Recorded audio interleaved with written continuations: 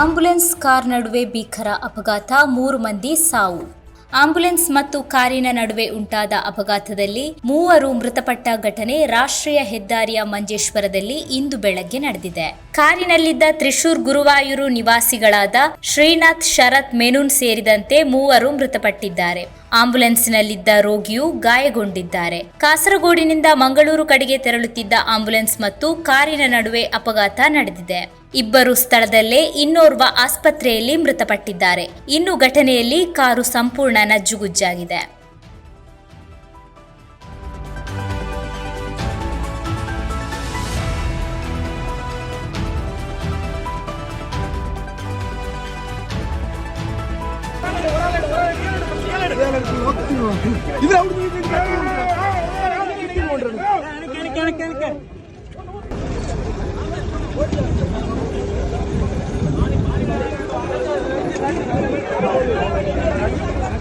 Wrong side അല്ല, നമ്മ ഇങ്ങോട്ട് കയറില്ല.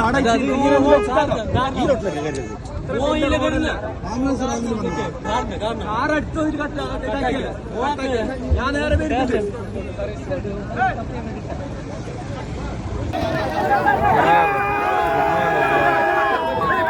एक्सीडेंट भाई मंजेश्वर